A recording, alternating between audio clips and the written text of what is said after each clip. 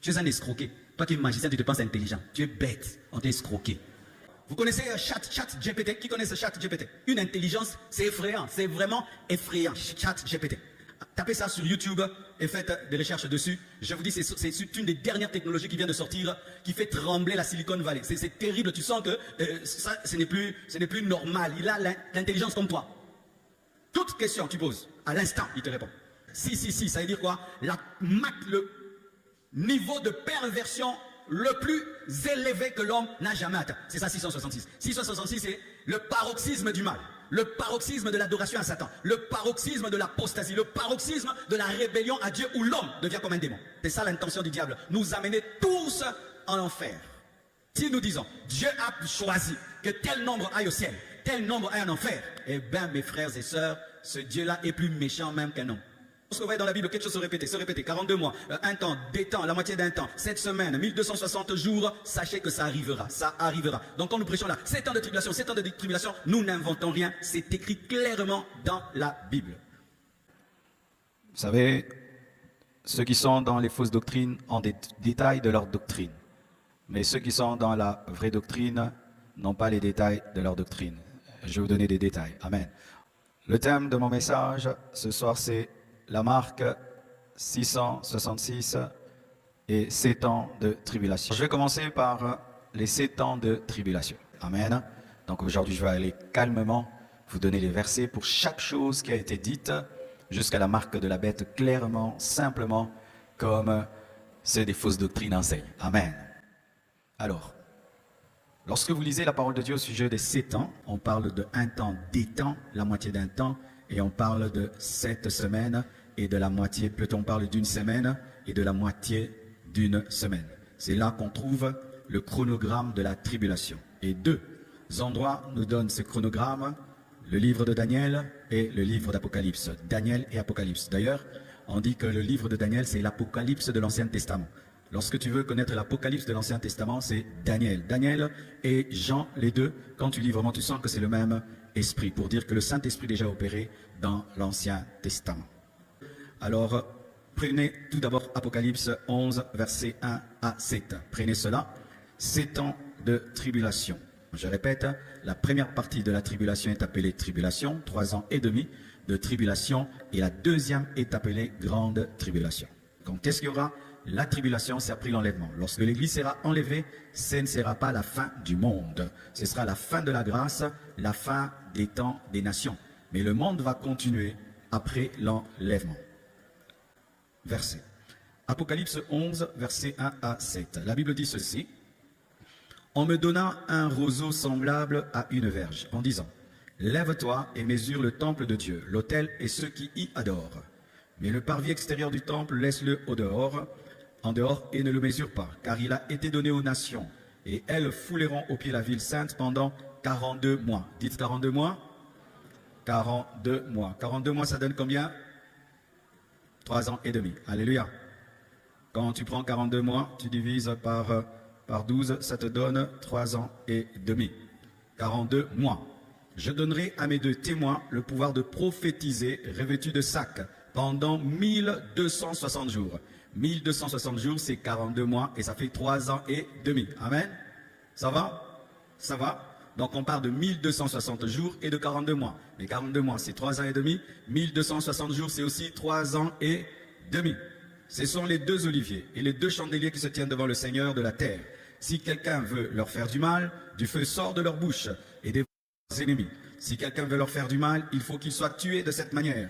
Ils ont le pouvoir de fermer le ciel afin qu'il ne tombe point de pluie pendant les jours de leur prophétie. Ils ont le pouvoir de changer les eaux en sang et de frapper la terre de toute espèce de plaie chaque fois qu'ils le voudront. Quand ils auront achevé leur témoignage, la bête qui monte de l'abîme leur fera la guerre, les vaincra et les tuera. Ok? Alors, on nous présente 42 mois, 1260 jours, ou 2 serviteurs de Dieu qui ont la même onction qu'Élie et la même onction que Moïse, capables de changer l'eau en sang, capables de sortir du feu de leur bouche, et ils vont servir Dieu pendant 3 ans et demi. Lorsqu'ils vont finir leur ministère, l'Antichrist va venir, il va aller faire la guerre, il va les tuer, et c'est alors qu'il va commencer aussi son règne. Amen. Donc ce sont deux serviteurs de Dieu qui auront une puissance extraordinaire qui pendant 3 ans et demi vont servir Dieu dans la tribulation. Ensuite, ils seront tués par l'Antichrist et l'Antichrist maintenant va commencer aussi son autre partie de 3 ans et demi. Apocalypse 13, versets 1 à 5. La Bible dit: et il se tint sur le sable de la mer. Puis je vis monter de la mer une bête qui avait 10 cornes et 7 têtes, et sur ses cornes 10 diadèmes, et sur ses têtes les noms de blasphème. Il s'agit de l'Antichrist. La bête que je vis était semblable à un léopard. Je vous expliquerai ça dans les temps qui viennent, pourquoi on dit léopard, pourquoi on dit 7 têtes, pourquoi on parle de 10 cornes, 10 diadèmes, tout ça, je l'expliquerai. Amen. Hein? La bête que je vis était semblable à un léopard, ses pieds étaient comme ceux d'un ours, et sa gueule comme une gueule de lion. Le dragon lui donna sa puissance et son trône et une grande autorité. Donc l'Antichrist aura sa puissance provenant du dragon, le dragon qui est le diable. Et quand on parle de léopard, on parle de ours, c'est-à-dire qu'il aura en lui le mélange de plusieurs empires qui l'ont précédé. Les Romains, les Perses, les Mèdes, les Babyloniens, tous ces empires seront manifestés dans l'Antichrist. Et je vis l'une de ses têtes comme blessée à mort, mais sa blessure mortelle fut guérie. C'est-à-dire que l'Antichrist aussi voudra dire au monde qu'il a connu la résurrection. On dit qu'il a été blessé à mort, mais sa blessure mortelle fut guérie et toute la terre était dans l'admiration derrière la bête. De la même manière que le monde est rempli d'admiration devant la résurrection de Jésus, l'Antichrist aussi voudra fabriquer sa résurrection pour qu'on dise qu'il est puissant parce que le diable ne fait qu'imiter ce que Dieu a fait. Et ils adorèrent le dragon parce qu'il avait donné l'autorité à la bête. Ils adorèrent la bête en disant: qui est semblable à la bête et qui peut combattre contre elle. Écoutez maintenant: et il lui fit donner une bouche qui proférait des paroles arrogantes et des blasphèmes, et il lui fit donner le pouvoir d'agir pendant combien de temps? Pendant combien de temps? 42 mois. Et 42 mois, ça donne combien? Amen. Vous voyez que la Bible, c'est aussi de la mathématique un tout petit peu. La première partie, nous voyons les deux témoins qui ont 42 mois. La deuxième partie, nous voyons la bête qui a aussi 42 mois. Tu prends 3 ans et demi plus 3 ans et demi, ça te donne 7 ans. Amen. Tu prends 84 mois et ça te donne 7 ans. Amen. Donc là, vous avez déjà une preuve que la tribulation aura 7 ans divisé en 2 parties. Première partie, les 2 témoins. Deuxième partie, l'Antichrist avec le faux prophète. Amen. La mort et la résurrection de Jésus-Christ ont été annoncées dans l'Ancien Testament. Le prophète messianique Ésaïe, même David, avait annoncé la résurrection de Jésus-Christ, disant que mon Seigneur ne permettra pas que je voie la corruption. Il était en train d'annoncer la résurrection de Jésus et Ésaïe a annoncé la naissance de Jésus-Christ au travers d'une vierge. La Bible n'est pas un hasard. Amen. Hein? Quand tu lis la Bible là, tu ne lis pas un livre normal, tu lis la plus grande prophétie. Amen. Hein? La plus grande prophétie. Il n'y a pas un livre qui a le niveau de la Bible. Faites tout pour enregistrer ce message. Amen. Hein? Même s'il y a des trucs là, gardez ça. Regardez ça, Satan n'aime pas ce que j'enseigne aujourd'hui. Daniel 9, verset 27. La Bible dit ceci: il fera une solide alliance avec plusieurs pour une semaine. Je vous avais parlé de la semaine, n'est-ce pas? La semaine, c'est combien? 7 ans. Amen. Un jour, une année. Et quand on dit il fera une solide alliance, il s'agit de l'Antichrist. Parce que vous devez savoir que l'Antichrist, c'est vrai, son pouvoir viendra du diable, mais aussi des hommes. Des présidents vont lui donner le pouvoir. Ils vont accepter qu'il domine sur eux. Ce sera le président des présidents, ce sera le roi des rois. Comme Jésus est le roi des rois, lui aussi voudra être le roi des rois parce que lui, il cherche seulement à imiter Dieu. Amen. Il fera une solide alliance avec plusieurs rois pour une semaine, 7 ans. Et durant la moitié de la semaine. La moitié de la semaine, c'est combien? 3 ans et demi, tu vois. Il fera cesser le sacrifice et l'offrande. Le dévastateur, on l'appelle aussi le dévastateur, commettra les choses les plus abominables jusqu'à ce que la ruine et ce qui était résolu fondent sur les dévastateurs. Ça veut dire ceci: les hommes vont lui donner 7 ans de pouvoir, mais il ne va pas régner 7 ans. Au milieu de son règne, Dieu va arrêter son règne parce que si il prenait 7 ans, si tu prends 7 ans plus 3 ans et demi, ça donne combien? 10 ans et demi. Amen. C'est-à-dire que le plan du diable serait que la tribulation puisse prendre 10 ans et demi, mais Dieu, afin d'épargner les élus, va arrêter à 7 ans. Amen. Parce que l'Antichrist, après avoir pris le pouvoir, voudra régner 7 ans, mais Dieu va arrêter à 3 ans et demi. Amen. Son projet, ce sera 7 ans, mais Dieu va arrêter les 7 ans à 3 ans et demi. Pourquoi? Pour les martyrs de la tribulation, afin qu'ils ne puissent pas les persécuter à l'excès. Amen. Vous êtes là? Alléluia, c'est clair, on voit qu'il aura 3 ans et demi. Les hommes vont lui donner 7 ans. Le diable va lui donner 7 ans, mais Dieu va lui donner 3 ans et demi. On dit, les saints seront livrés entre ses mains pendant un temps, des temps et la moitié d'un temps. Pourquoi on les livre entre les mains? Parce que dans la tribulation, il n'y aura pas la grâce. Amen. Là, on n'est pas livré entre les mains du diable. Mais dans la tribulation, les saints seront livrés entre ses mains et ils devront tenir jusqu'à la mort. Amen. C'est ça la différence. Là, tu n'es pas livré entre les mains de Satan, mais après l'enlèvement, tu seras livré entre ses mains et tu dois tenir bon jusqu'à la mort. Ils seront livrés entre ses mains pendant un temps, une année, des temps, 2 ans, et la moitié d'un temps, ça fait 3 ans et demi. Puis viendra le jugement et on lui ôtera sa domination qui sera détruite et anéantie pour jamais. On parle de sa défaite lors de la bataille de l'Armageddon, lorsque Jésus-Christ viendra avec les enlevés détruire l'armée de l'Antichrist qui va se liguer contre Israël. C'est là qu'il sera détruit après 3 ans et demi de règne. Amen. Prenons également Daniel 12, verset 4 à 7. Lorsque vous voyez dans la Bible quelque chose se répéter, 42 mois, un temps, des temps, la moitié d'un temps, 7 semaines, 1260 jours, sachez que ça arrivera, ça arrivera. Donc quand nous prêchons là, 7 ans de tribulation, 7 ans de tribulation, nous n'inventons rien, c'est écrit clairement dans la Bible. Daniel 12, verset 4, la Bible dit ceci. Toi, Daniel, tiens secrètes ces paroles et scelle le livre jusqu'au temps de la fin, notre temps. Plusieurs alors le liront.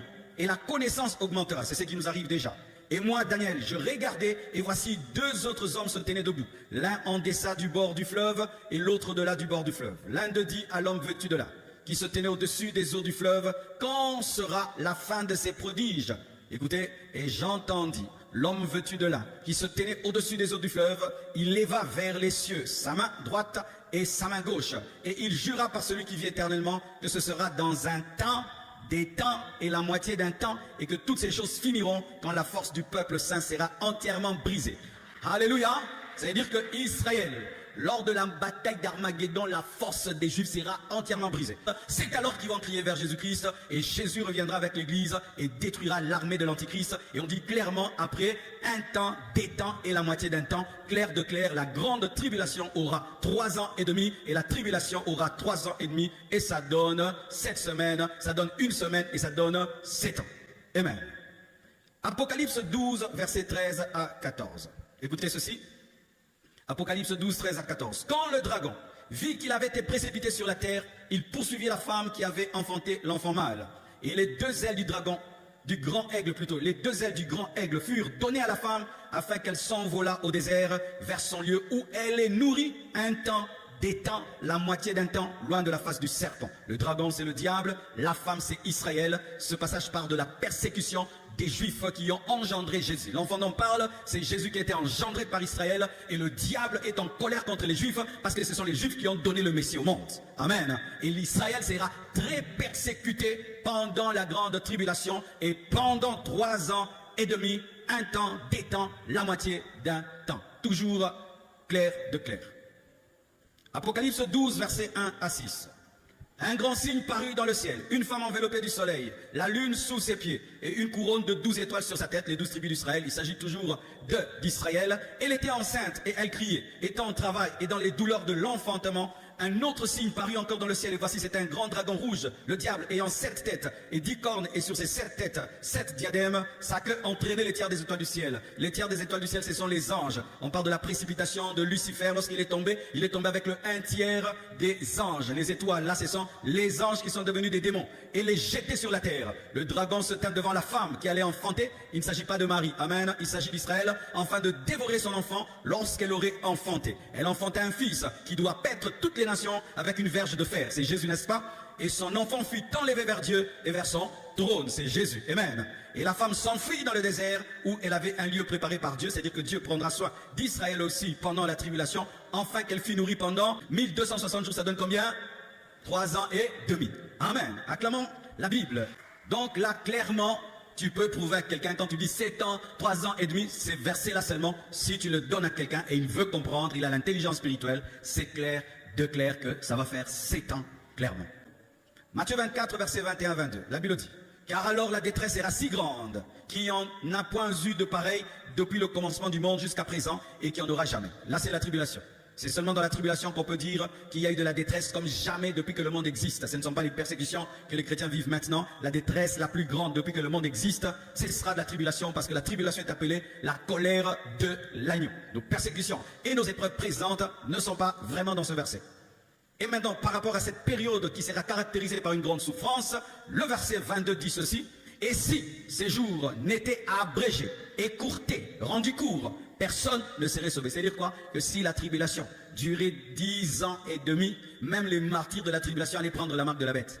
Personne n'allait en échapper. Ils allaient se fatiguer. Parce que pendant 3 ans et demi, tu ne peux pas acheter ni vendre sans avoir la marque de la bête. Il y a des gens qui allaient craquer et ils allaient finir par se prosterner. Et pour eux, Dieu va arrêter. Amen. Donc voyez, l'intention du diable, c'est d'amener le monde entier en enfer. C'est ça l'intention du diable. Nous amener tous en enfer.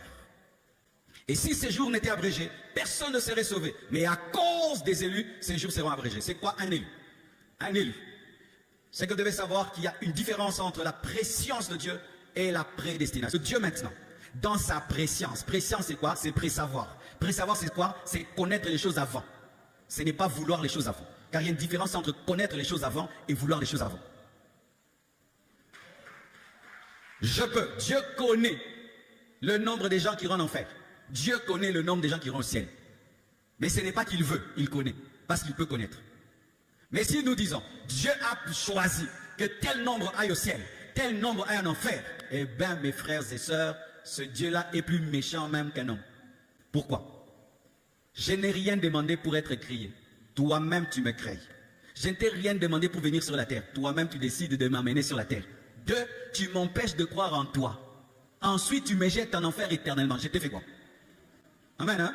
Je t'ai fait quoi? Et de 2, ça encourage les bêtises. Si on te dit par exemple, toi tu es un élu de Dieu, même si tu pêches, Dieu va s'arranger seulement que tu te retrouves au ciel. Ça va encourager des bêtises. Si on parle de prédestination dans la Bible, nous sommes prédestinés en Christ. Ça veut dire ceci. La prédestination est en Christ. Si tu entres en Christ, tu vas arriver. Tu n'entres pas, tu n'arrives pas.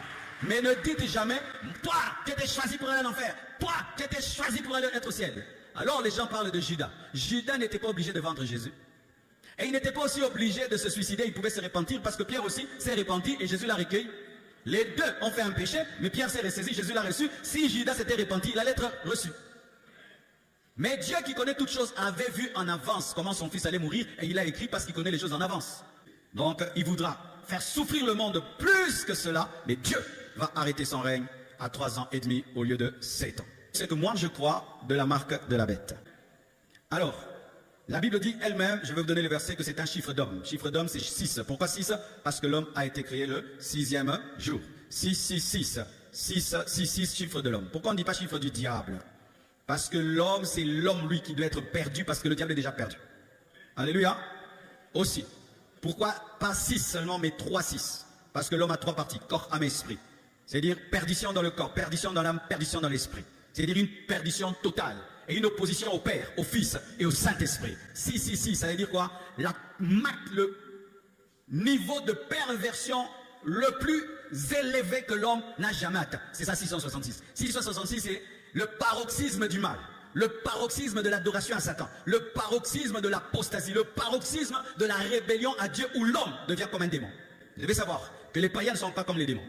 Parce que les païens peuvent se repentir. Mais ceux qui auront la marque de la bête ne pourront pas se repentir parce qu'ils auront des cœurs des démons. Vous savez ça? Une fois qu'un homme a la marque de la bête, il devient un apostat, il devient comme un démon. Les démons ne demandent jamais pardon à Dieu. Ils ne se repentent jamais. Et les hommes qui attraperont la marque de la bête auront l'incapacité de se repentir parce qu'ils vont devenir des apostats. C'est pourquoi lorsque vous lisez la Bible et que la Bible dit que ceux qui auront la marque de la bête seront frappés par des ulcères, mais au lieu de se repentir, ils vont maudire Dieu, ils seront comme des démons. La marque de la bête transforme le cœur de l'homme comme un cœur de démon. C'est ça, la marque de la bête.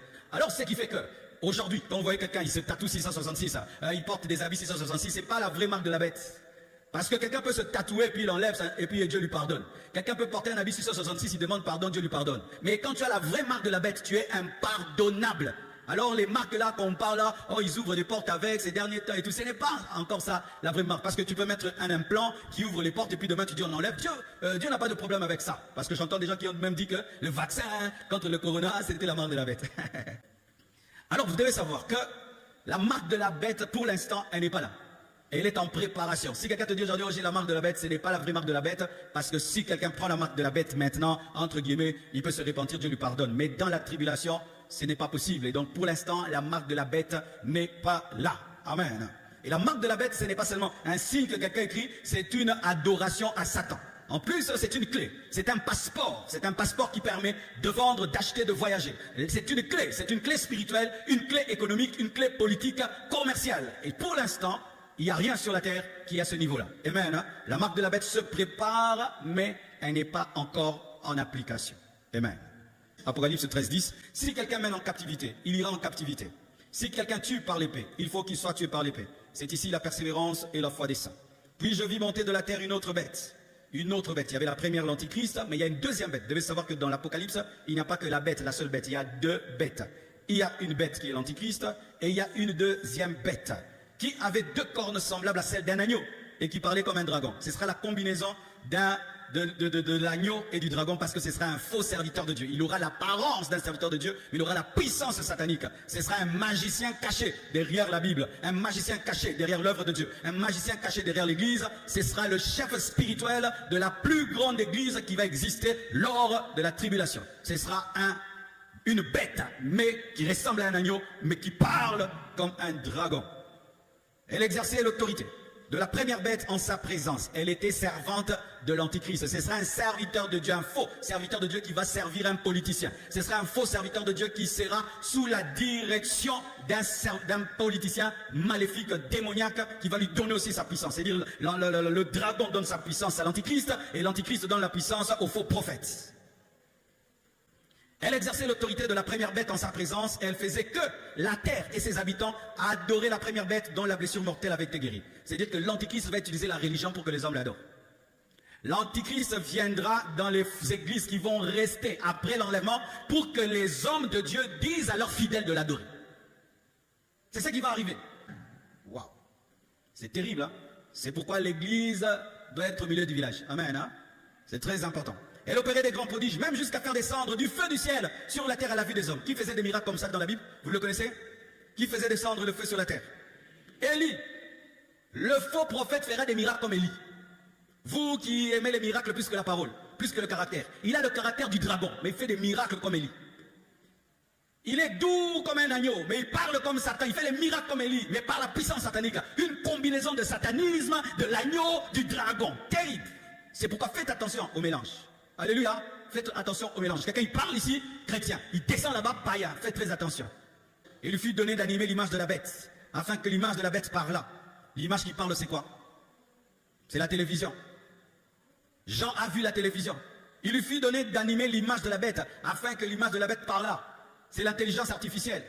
C'est-à-dire que l'antichrist se servira des hologrammes, se servira des écrans, se servira de la technologie pour qu'on l'adore dans le monde entier. Et qu'est-ce qui permet à ce que l'image de quelqu'un soit partout? C'est la technologie. Mais comme Jean n'avait pas la technologie de ce temps-là, il ne pouvait pas comprendre. Il a dit, il fait que la statue bouge. Jean, c'est pas la statue, c'est la télé. Alléluia. Alléluia. C'est pourquoi vous voyez aujourd'hui, la technologie est en train d'aller à une vitesse, vous ne pouvez pas croire. Vous connaissez ChatGPT? Qui connaît ce ChatGPT? Robot, c'est une intelligence artificielle qui a maintenant sur Internet. Tu lui poses toutes les questions, il te répond. Une intelligence, c'est effrayant, c'est vraiment effrayant. ChatGPT. Tapez ça sur YouTube et faites des recherches dessus. Je vous dis, c'est une des dernières technologies qui vient de sortir, qui fait trembler la Silicon Valley. C'est terrible, tu sens que ça, ce n'est plus normal. Il a l'intelligence comme toi. Toute question tu poses, à l'instant, il te répond. Il peut même tricher pour toi à l'examen. Oui, oui. C'est interdit dans les unes. Oui, il peut tricher pour toi à l'examen. Alors avec une précision, tu ne peux pas croire. L'intelligence est en train d'augmenter, mes frères. Nous sommes arrivés à un temps où si tu refuses de croire que Jésus revient bientôt, c'est volontaire. Amen. Hein? Et la Bible dit ceci. Il lui fut donné d'animer l'image de la bête, enfin que l'image de la bête parlât. Et qu'elle fit que tous ceux qui n'adoraient pas l'image de la bête fussent tués. Fussent tués. Tu n'adores pas, tu meurs. Ce sera une adoration obligatoire. C'est pourquoi je dis que Dieu est plus fort que Satan. Parce que lui convainc par l'amour pour qu'on puisse l'adorer. Satan a besoin d'utiliser la mort. Je peux te tuer si tu ne m'adores pas. Alléluia. Jésus, lui, il est mort à la croix. Regarde comment on l'aime. Mais Satan, il n'est mort pour personne. Et il dit, adore-moi sinon je te tue. Sorcier, votre maître est faible. Lorsque tu veux faire la différence entre deux religions, entre guillemets, regardez ceux qui n'utilisent pas la force. Ils sont les plus forts. Les religions faibles utilisent la force. Les religions fortes utilisent la parole, la conviction. Parce que quand tu es fort, tu parles, tu convaincs. Mais quand tu es faible, bombe, et tuer les gens. Non, tu es avec l'évangile. On te persuade, on te bombarde, on te prêche, tu pleures, tu abandonnes. Donne-moi l'amen. C'est une faiblesse que de bombarder les gens qui ne croient pas en vous. C'est une faiblesse que de tuer les gens qui ne croient pas en votre doctrine. C'est une faiblesse que de persécuter quelqu'un qui ne croit pas en ce que tu crois. Vous savez ça? Si vous avez un païen chez vous, vous le persécutez parce qu'il n'est pas chrétien, vous êtes des faibles. Vous devez beaucoup l'aimer et le convertir par l'amour. Nous, les chrétiens, on ne fait pas souffrir les païens. D'ailleurs, on les aime tellement qu'ils changent. Amen. Hein? Les chrétiens qui font souffrir les païens n'ont pas compris l'évangile parce que Jésus est mort pour les païens. Et que personne ne peut acheter ni vendre sans avoir la marque et le nom de la bête et le nombre de son nom. C'est d'ici la sagesse que celui qui a de l'intelligence calcule le nombre de la bête, car c'est un nombre d'hommes. Et son nombre est 666. Alors il y a des gens qui disent aujourd'hui que l'intelligence artificielle c'est la bête. C'est faux parce que la Bible dit c'est un nombre d'hommes, ce serait un homme. Et on dit aussi qu'à la fin, l'antichrist sera jeté en enfer. Donc quand les gens disent que la bête c'est la nouvelle technologie, non, ce n'est pas la nouvelle technologie, ce sera un homme qui va utiliser les nouvelles technologies, mais ce ne sera pas la nouvelle technologie parce que la nouvelle technologie ne finit pas dans le feu, ne finit pas en enfer. L'antichrist ce sera vraiment un homme, ce sera vraiment un homme, un politicien, très intelligent, très influent, qu'on n'a jamais eu depuis que le monde existe. Il sera plus grand qu'Hitler, plus grand que Néron, plus grand que tout, que Napoléon Bonaparte, que tous les dictateurs qu'on a eu sur la terre. Il existera réellement, ce ne sera pas une intelligence artificielle, mais il se servira de l'intelligence artificielle. Apocalypse 14, versets 11 à 12, la Bible dit: « Et la fumée de leur tourment monte au siècle des siècles, et ils n'ont de repos, ni jour, ni nuit, ceux qui adorent la bête et son image, et quiconque reçoit la marque de son nom. C'est ici la persévérance des saints qui gardent les commandements de Dieu et la foi de Jésus.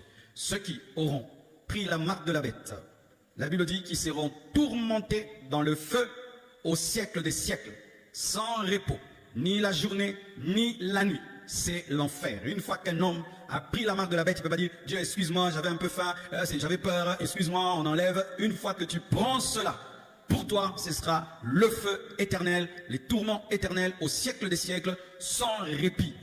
Parce que la douleur, des fois, elle lâche et puis elle revient, mais ce sera une douleur qui ne se reposera jamais, qui ne s'arrêtera pas une seule seconde.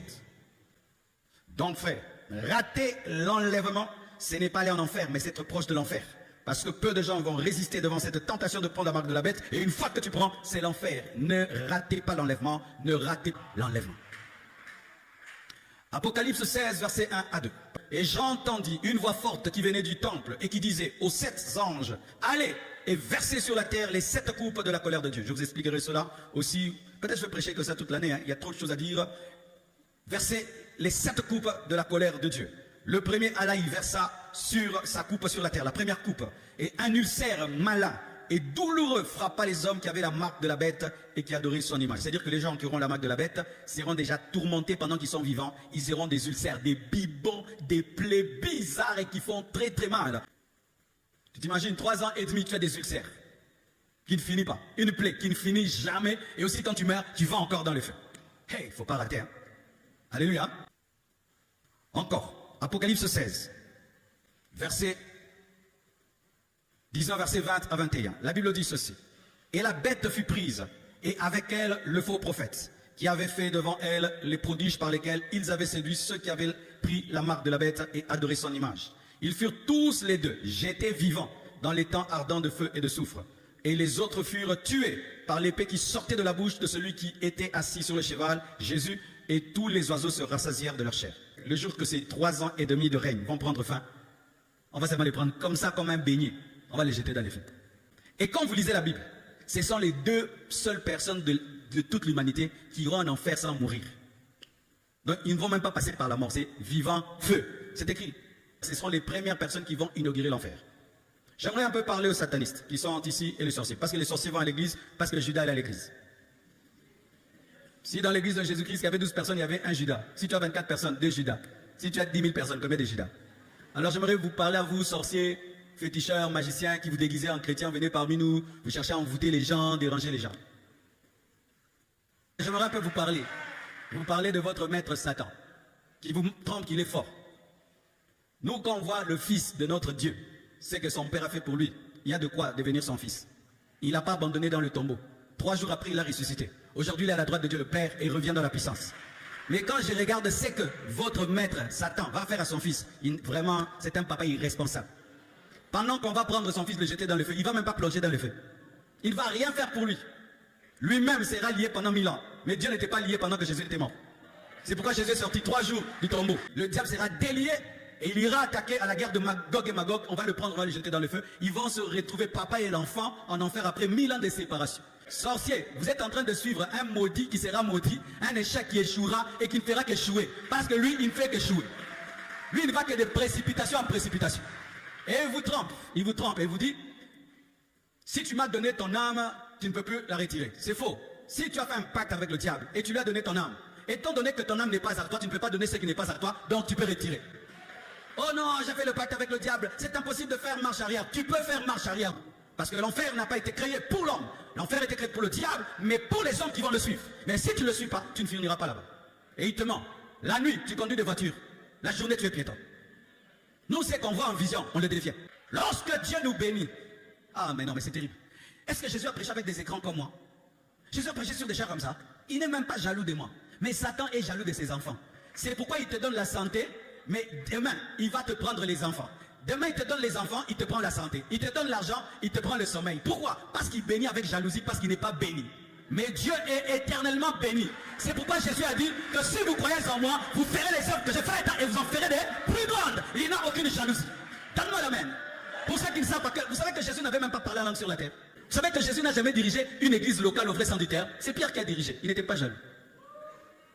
Mais Satan est jaloux. Quand tu as sommeil, il est jaloux parce que lui ne dort pas. Quand tu es heureux, il est jaloux de toi parce que lui n'est pas heureux. Quand tu es en communion avec Dieu, il est malheureux parce que lui, il s'est séparé depuis longtemps. Et tu te dis que toi, en plus, il vous ment, vous tous, il vous dit que vous êtes ses bras droits. Tous les satanistes qui témoignent, oh, moi j'étais la femme de Satan. Maintenant, lui, il en a combien?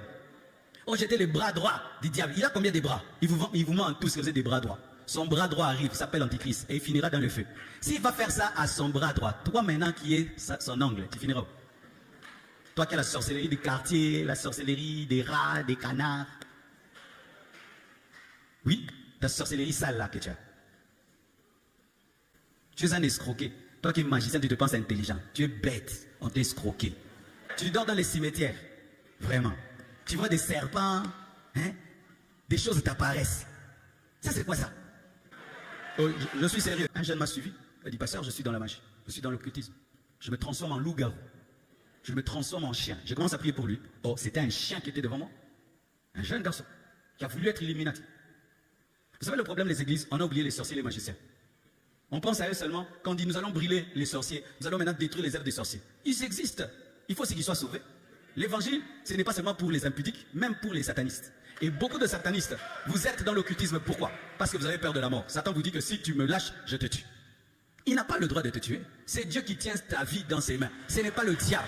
Une fois que tu te convertis, toi qui es sataniste, le diable ne te touchera plus parce que tu vas être la propriété privée de Jésus. Il n'a pas touché à Moïse. Moïse a été initié dans les arts magiques de l'Égypte quand il est venu auprès de Dieu. Est-ce qu'on l'a touché? Il était plus fort que les magiciens. Une fois que tu deviens chrétien, tu deviens le plus puissant. Et tu deviens plus puissant que le plus grand magicien. C'est-à-dire que quand tu étais dans la sorcellerie, s'il y avait un magicien qui était au-dessus de toi, une fois que tu te convertis, tu deviens supérieur même au diable. Oh, donne-moi la main. Un nouveau converti aujourd'hui, il crie Jésus. Le diable tombe lui-même. Si pendant que je parle, ça t'énerve, tu as la sorcellerie. Mais oui, oui, la sorcellerie. Comment quand je dis des trucs comme ça, tu es mal à l'aise? Tu as la sorcellerie. Et vous devez savoir qu'il y a plusieurs sortes de sorcellerie. La sorcellerie est citée, la magie et la sorcellerie sont citées comme des œuvres de la chair. Il y a une autre sorcellerie, pour ceux qui ne savent pas, c'est une sorcellerie de manipulation et de jalousie. Si comme tu es là, si quelqu'un te raconte ses projets dans ton cœur, tu n'aimes pas, ça n'arrive jamais. Tu as une sorcellerie. Tu as une sorcellerie charnelle. Et tu sais ça d'ailleurs, que toi si tu as la haine contre quelqu'un, des mauvaises choses lui arrivent toujours. Tu as une sorcellerie. Oui, c'est une œuvre de la chair. Beaucoup de gens pensent que la sorcellerie c'est d'abord une œuvre de l'esprit. Non, la Bible dit, parmi les œuvres de la chair, il y a la magie, il y a la sorcellerie. Toi, quand tu as de la haine pour quelqu'un, tu peux le tuer facilement. C'est de la sorcellerie. Tu as de la sorcellerie. Aussi, tu aimes manipuler les gens. Au tout, ça va te mettre tout aux Ankindoki. Oui, les manipulateurs. Par exemple, quand on était des enfants, tu tombes malade, toute la famille est autour de toi, n'est-ce pas? Alors qu'est-ce que tu faisais? Tu ne veux pas guérir, n'est-ce pas? Pour continuer seulement, c'est que tout le monde t'entoure. C'est la sorcellerie. Maintenant, quand tu as la sorcellerie charnelle, maintenant tu as une porte d'entrée pour la sorcellerie spirituelle. C'est comme maintenant on va te donner la vraie sorcellerie. Tu vas utiliser maintenant cette jalousie pour commencer maintenant à tuer les gens maintenant par les démons. Mais déjà, toi, tu les tues par ton esprit. Parce que tu ne sais pas, l'esprit de l'homme aussi a de la puissance. Ce n'est pas seulement les démons qui ont la puissance, même l'esprit de l'homme. C'est pourquoi il y a des gens, si seulement tu racontes tes projets, ça n'arrive jamais. Il n'a pas des démons. Son esprit est tellement mauvais qu'il s'oppose à ça, ça n'arrive pas. Tu rencontres quelqu'un, tu vas voir quelqu'un, il est tellement heureux dans sa vie que tu rentres à la maison, tu n'arrives pas à dormir. Tu n'as pas dormi. Au point où tu n'aimes pas voir le succès des autres parce que tu connais ce que ça va te faire. Tu refuses. On vient à mon mariage, je ne veux pas. Pourquoi? je risque de ne pas dormir. Sorcier. Tu es sorcier. C'est pourquoi si tu as quelqu'un, chaque fois que tu lui racontes tes choses, ça n'arrive pas, ça n'arrive pas. Il a une sorcellerie, peut-être pas spirituelle mais charnelle. Ne lui dis plus. Ou ne dis. Ah, ça c'était pas prévu, hein? Ne dis les choses que si tu les as déjà blindées en esprit. Parce que des fois vous dites les choses, vous n'avez pas encore prié pour ça. Vous ne les avez pas encore enfantés spirituellement, mais vous les racontez. C'est pourquoi ça n'arrive pas. Si tu as déjà prié pour ça, tu as déjà enfanté pour ça, même si les gens savent, ça ne fait rien. C'est quand on fait des affiches, les panneaux. Les gens savaient qu'on allait avoir Alpha 30 le dernier jour, n'est-ce pas? Ils ont tout fait pour qu'il pleuve. Il n'y a pas eu la pluie, parce que c'était déjà blindé. Mais quand tu n'as pas encore enfanté spirituellement, n'en parle pas. Amen, hein? Parce qu'il peut même être chrétien, mais il a la sorcellerie charnelle. Il a la sorcellerie du cœur. Apocalypse 20, verset 4, pour finir, la Bible dit « Je vis des trônes, et à ceux qui s'y assirent furent donnés le pouvoir de juger. Et je vis les âmes de ceux qui avaient été décapités à cause du témoignage de Jésus et à cause de la parole de Dieu, et de ceux qui n'avaient pas adoré la bête ni son image, et qui n'avaient pas reçu la marque sur leur front et sur leurs mains. Ils revinrent à la vie, et ils régnèrent avec Christ pendant 1000 ans. » C'est-à-dire ceci, Jésus est né, il a formé les disciples, il est mort, il est ressuscité, il a envoyé le Saint-Esprit, l'Église est née et nous sommes au temps de l'Église. L'Église se prépare à l'enlèvement. Jésus va revenir dans les airs, nous allons monter avec lui. Pendant que nous sommes au ciel, les noces de l'agneau, j'en parlerai, et le tribunal de Christ, la récompense sur la terre, 3 ans et demi. Tribulation, 3 ans et demi, grande tribulation, et nous allons revenir pour détruire le règne de l'Antichrist à la bataille d'Armageddon. Maintenant, voici ce qui va arriver quand nous allons revenir. Il y a des gens qui vont ressusciter. Il y a des gens qui vont ressusciter à la fin de la tribulation. Amen, hein? Il y aura des résurrections avant l'enlèvement, il y aura des résurrections avant la tribulation. Qui sont ceux qui vont ressusciter avant la tribulation? Il y a les saints de l'Ancien Testament, parce qu'ils doivent entrer dans la promesse qui a été faite à Abraham, la terre, et aussi les saints de la tribulation, c'est-à-dire ceux qui ont refusé de prendre la marque de la bête, entreront maintenant avec l'Église pour régner dans le millénium pendant 1000 ans. Amen. Mais une fois que tu as enlevé, toi seulement, tout est fait, tu te retrouveras dans le millénium. Mais si tu n'es pas enlevé, la Bible dit, tu dois tenir bon, tu dois refuser, et ainsi tu seras ressuscité, même si l'Antichrist t'a décapité, pour que toi aussi tu règnes avec Jésus dans les 1000 ans. Et ceux qui sortiront de la tribulation, comme les martyrs de la tribulation, dans les 1000 ans, même si le diable sera délié après 1000 ans pour les séduire, ils ne seront pas séduits. Ceux qui seront séduits, ce sont leurs enfants, parce que les gens qui vont traverser la tribulation pour le millénium sans mourir, parce qu'il y a des gens qui ne vont pas mourir, qui vont avoir la marque qui vont refuser la marque de la bête, mais qui ne seront pas tués, ces gens-là auront des enfants pendant le millénium. Et c'est leurs enfants, ce sont leurs enfants qui seront tentés après 1000 ans. 1000 ans, c'est beaucoup moins tout. C'est cette génération-là qui sera tentée par le diable pour la bataille de Gog et Magog. Je vous donnerai les versets de tout cela. Que Dieu vous bénisse abondamment. Tenons-nous debout, s'il vous plaît.